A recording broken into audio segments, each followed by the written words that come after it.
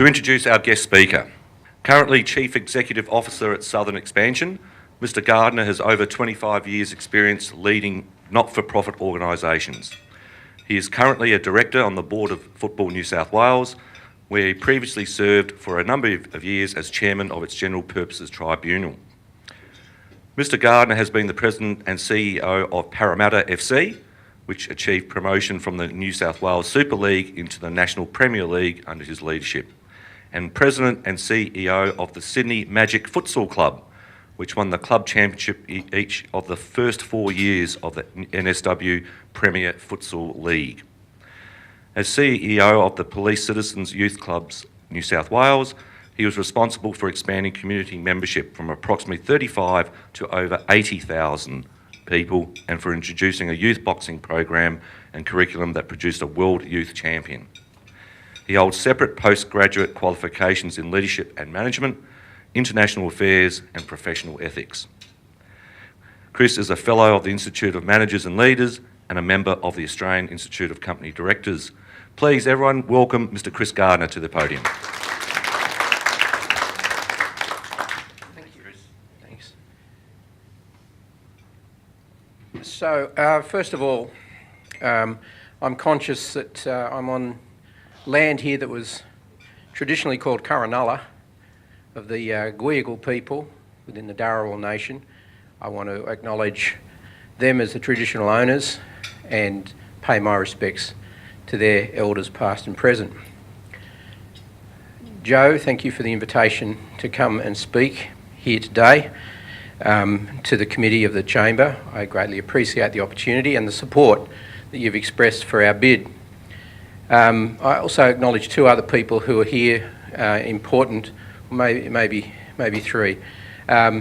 Keith Ward is here from Sutherland Shire Football Association, a key partner for our bid, and we've also got Greg Story from the Lillipilly Football Club, the largest football club in the Shire, and Tim from Anstow. You'll hear a little bit, I haven't met Tim yet, but Anstow is, as you'll see, going to play a big part in our investment in football.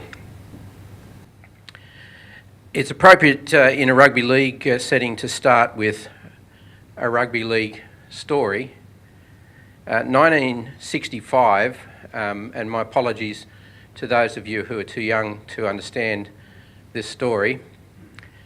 1965, I'm walking with my stepfather through Maroubra Junction. We were a Saints supporting family, and they were Saints in those days, St George, in a Rabbitoh area, Maroubra. We were very proud of the fact that we were the Saints supporters in our street. But as we were walking down the street, my stepfather stopped me and, in awe, introduced me to a fellow walking down the street, Mr Keith Barnes. Now, Keith Barnes was one of the greats of rugby league, an Australian fullback captain, Balmain captain, known for his golden boot. He could land a goal from any distance, and not with fancy little cups that you put balls in. It would be digging a little bit of a hole in the ground, putting the ball there and landing it. This was a very important occasion for someone my age at the time, 7, to be introduced to someone this special in the street. I had to get his autograph. This was someone I was meant to look up to. My stepfather told me all about him, including that he was the captain of the team that we'd beaten the year before in the grand final. But the point of this was he was a hero. And I heard all about his virtues as a player, as a citizen, as a leader of the Kangaroos.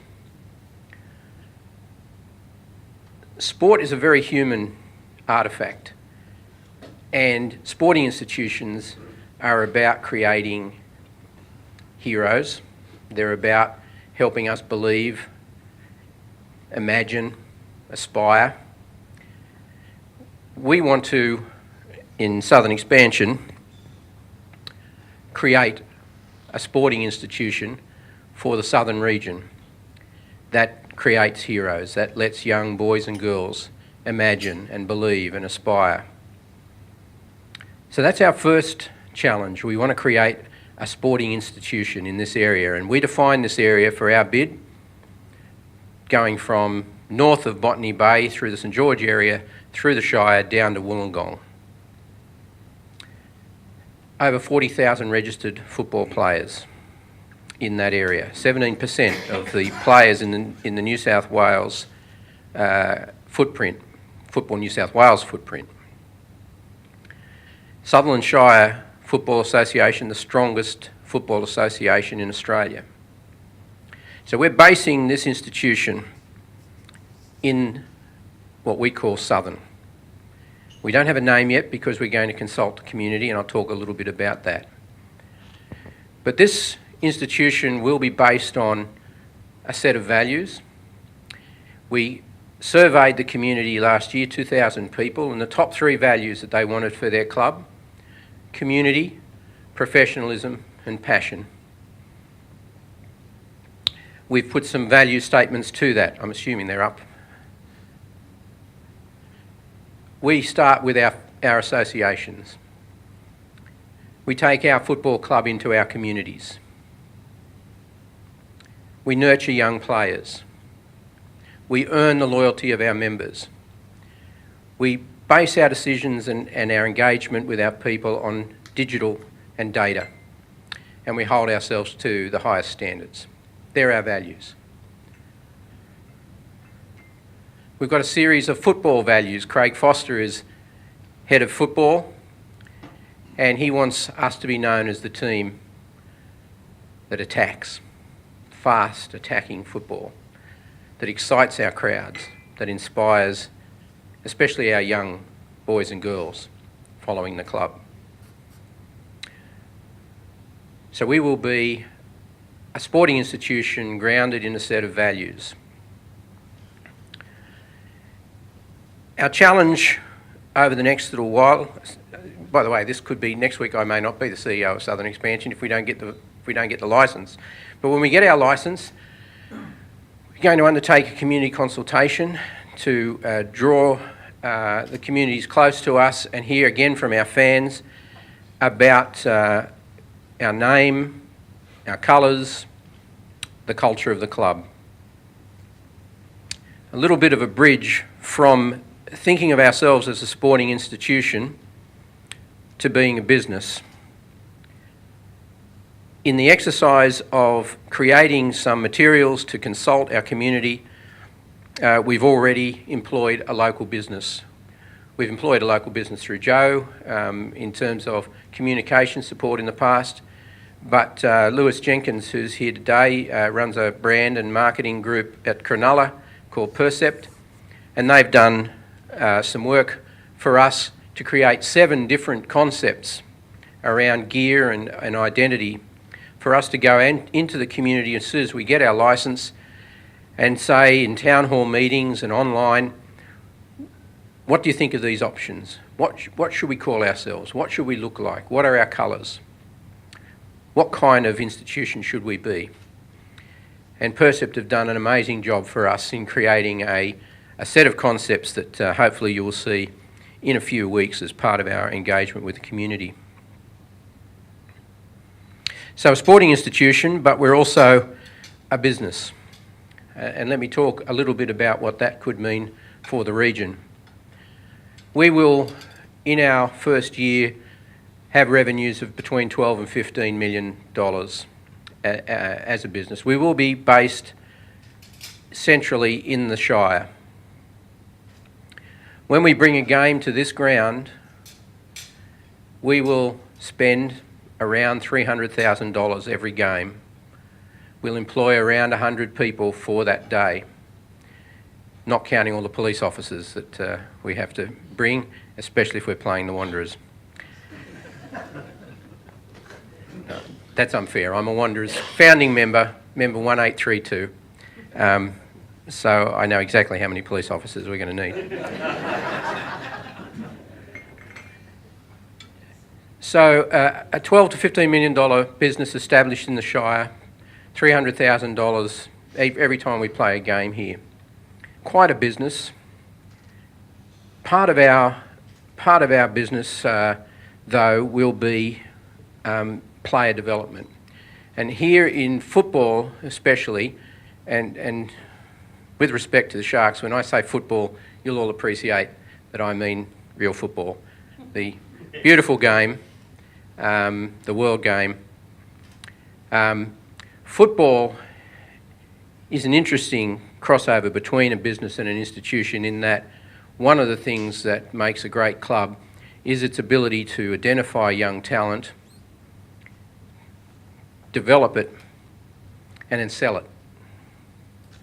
So you need, as part of your business, not only to be producing, identifying talent in your area and drawing talent to the club, nurturing it, especially in terms of your style of play, bringing players up into your teams, but there will be more than enough, and some of those players, even in your own teams, you want them to have the opportunity to go overseas and play in bigger competitions and to be paid for it.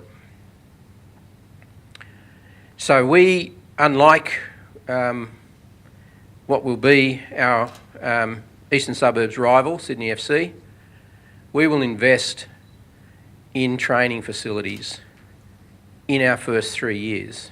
Major training facilities that help us with our first value, that we will identify and nurture the best young boys and girls, and that will help us set ourselves up to be a club that has a business model around maximising that talent and drawing income from it.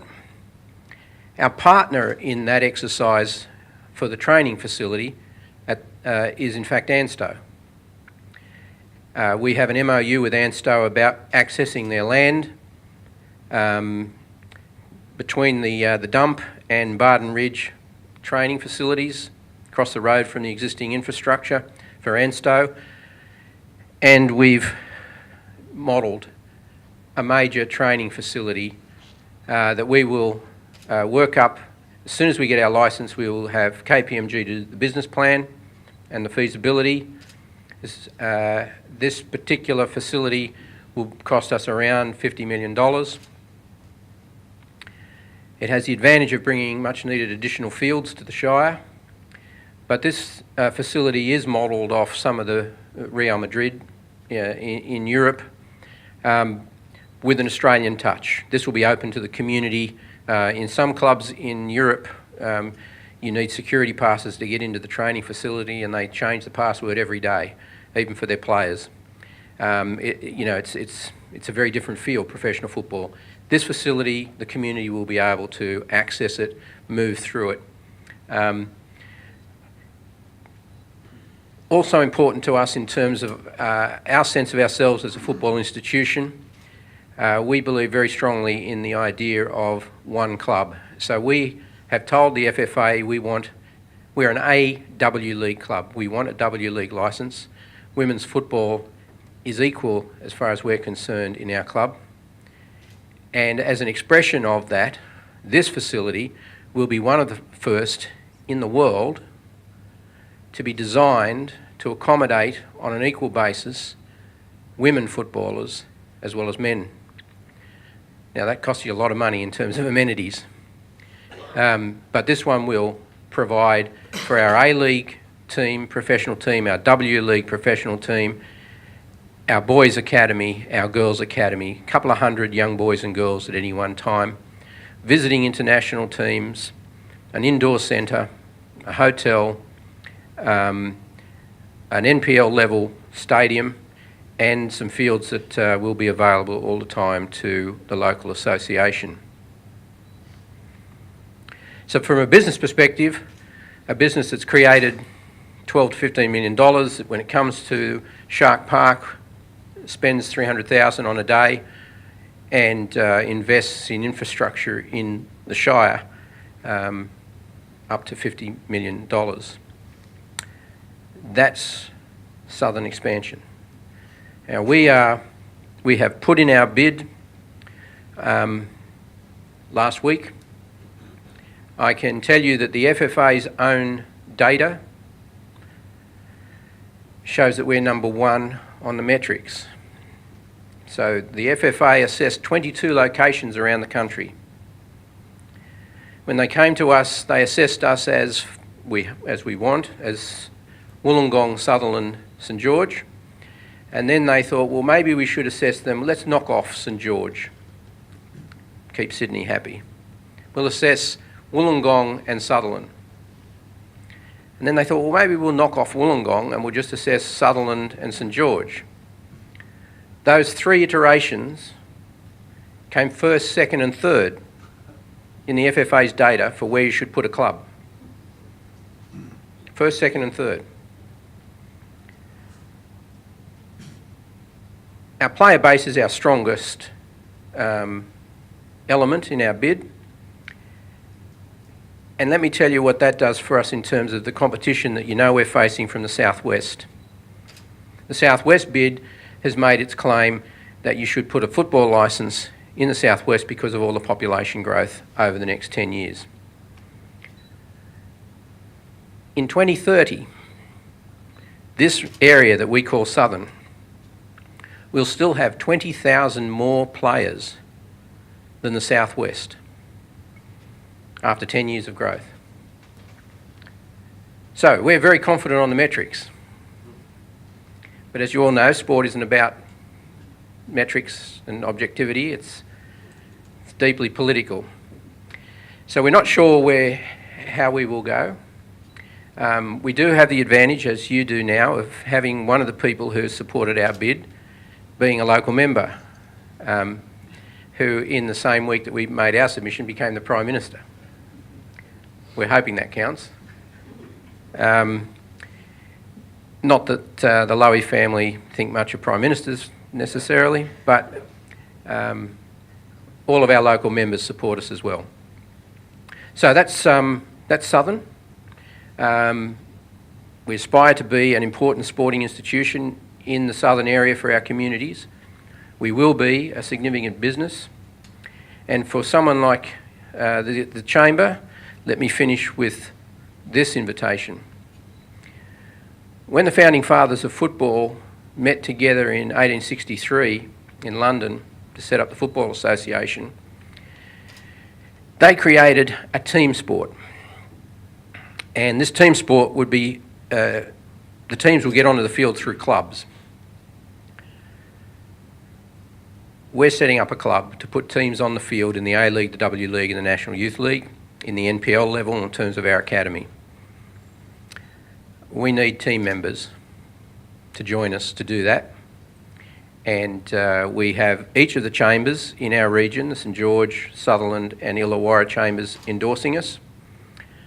When we come for a game here at Shark Park, business networking will be an important part of our day. We will fill this area with business people, 300 or so business people on each day. We'd like you to be part of that. We'd like the Chamber to be part of the club as an institution and take the opportunity of those business days, which is what an event is on a match day, to come and join us and be part of our team. So, thank you.